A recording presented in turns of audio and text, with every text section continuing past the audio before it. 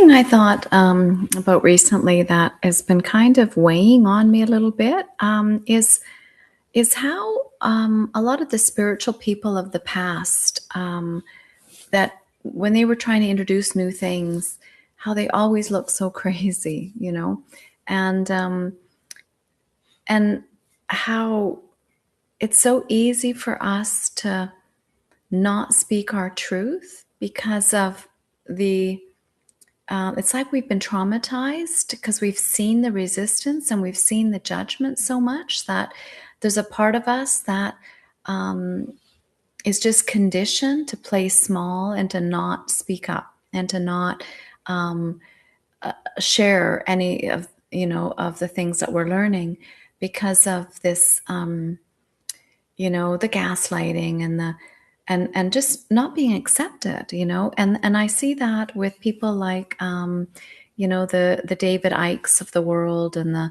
Sasha Stones, and in fact I watched an interview recently with Sasha Stone, um and then I saw some of the comments from not from the podcasters group followers, because obviously his followers are up, far enough along on this path that they didn't question it. But it was more, where was it that I saw a bunch of people weighing in on him? Anyways, it doesn't really matter. But it's the people that aren't on the path are really, they just see him as another cult leader, right? And he's buying properties to create his New Earth community and that sort of thing. And I look at that and I just think all the power to him. That he's holding a really unique configuration in consciousness, and his generation too, because you know, he's 60, right? So he's on the cusp of the boomer kind of era. Um, probably got some patriarchal kind of consciousness that he inherited, that he's done a lot of healing through, right? So his healing has brought light into some older, we'll call it configurations in consciousness, some older systems, right? So he's connecting some dots that the younger, newer people don't even have in their consciousness, right? I hope that makes some sense. But because we each, every 10 years or every generation, even every year, we get people coming in and they're not plugging in exactly, because we're slowly ratcheting up. They're not plugging into the exact same systems each time. So it's more noticeable every decade because they're quite different and they have different thoughts, and they conform differently, right? And we're seeing it with all the young people on the planet right now that just are not plugging into the way we showed up, or we thought we had to show up in the world. And great, I mean, gosh, they're creating their own um, mm, passive incomes and that sort of thing. And I just think awesome for them, because the old consciousness used to think it had to work 40 hours a week, and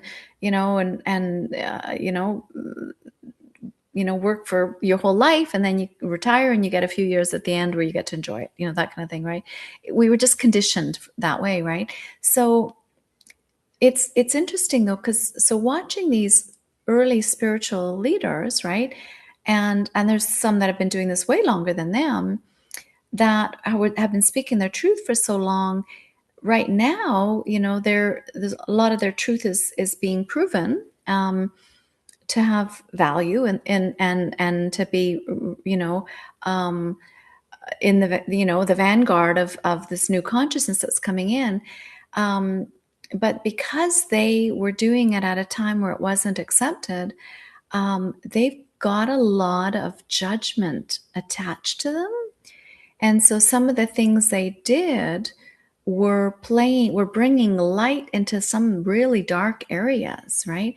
So they're the ones that did some really deep shadow work for the collective, because they were still able to find light within these darker, judgmental kind of places. And so it's one of those areas, instead of, and when they've got so much judgment and shadow and projections, that's what they are.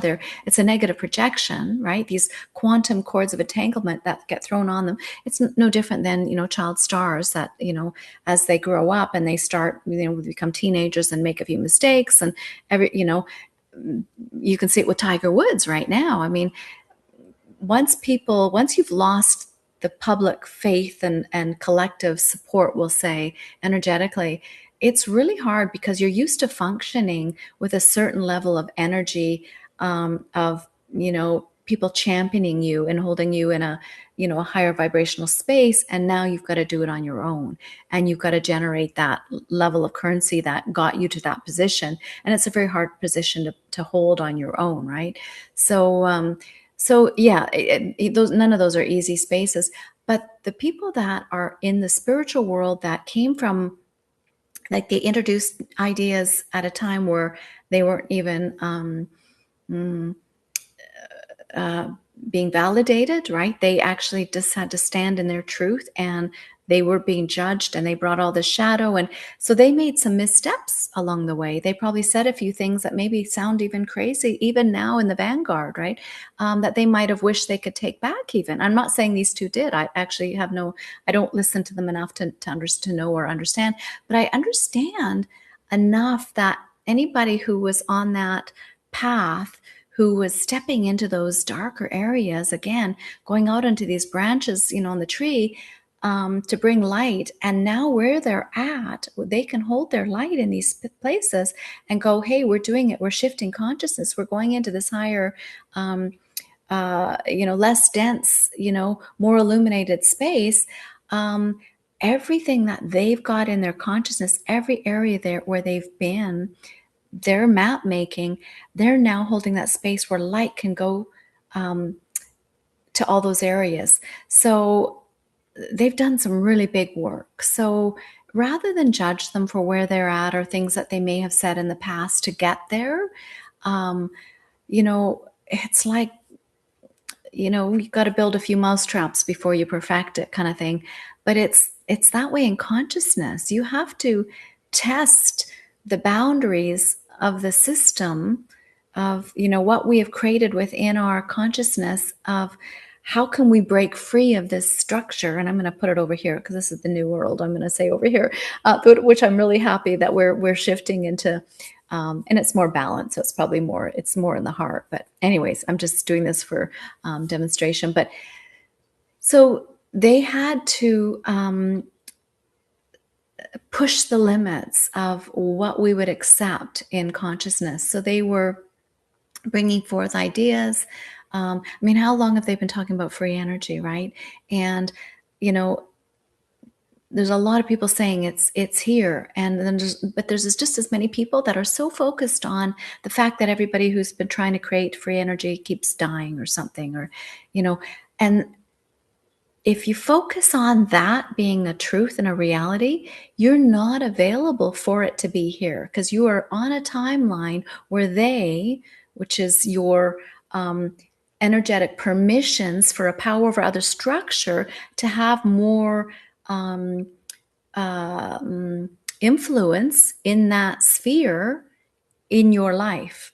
So we're all just, I would say we're all spheres, and it's music of the spheres, and we're all influencing each other based on hierarchicals, frequencies that we've inadvertently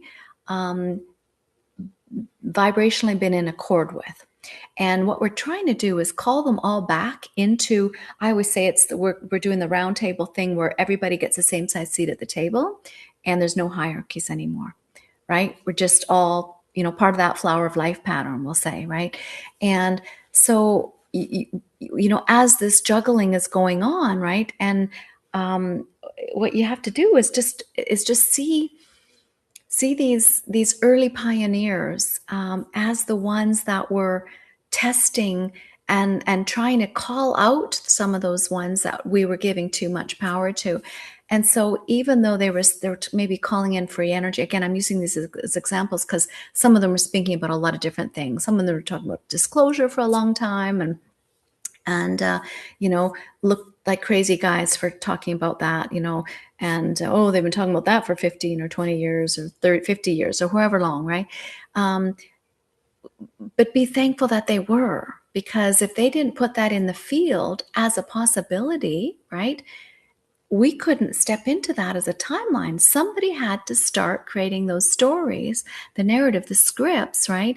And so you have to get off the timeline, though, that says, oh, they're not going to allow this, right? We have to practice stepping into this. Yeah, that's a really fun story. I'm going to go with that. Thank you. Thank you for talking about that and stirring up some energy for it. I'm just going to feel it. Yeah, we'll move on and collect those sorts of stories in your new earth kind of your script, your dress rehearsal. Play with that, right? Because even if it sounds a little crazy, you don't have to share it with anybody else. That's the thing.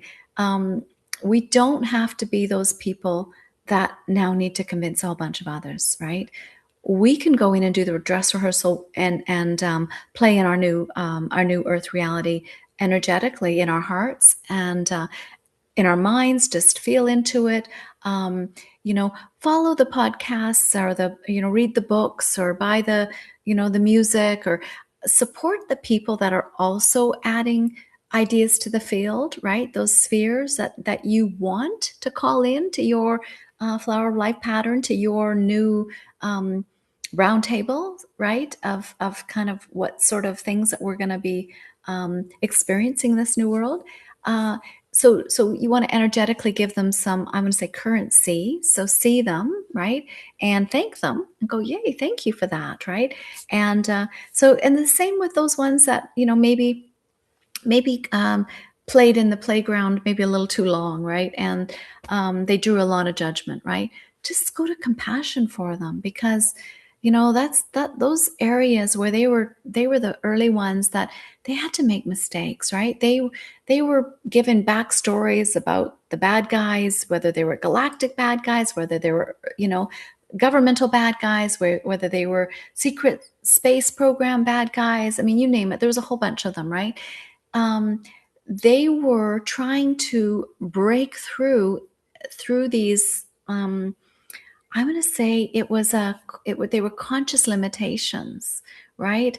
To allow for us to even have conversations about disclosure, about our higher consciousness, our cosmic consciousness, right? Because everything that's out there is actually in here, right? And so I don't even have to talk about the Arcturians or the Andromedans or the Pleiadians or anything, because they've been talked about so much, right? And so we don't need to even introduce these ideas.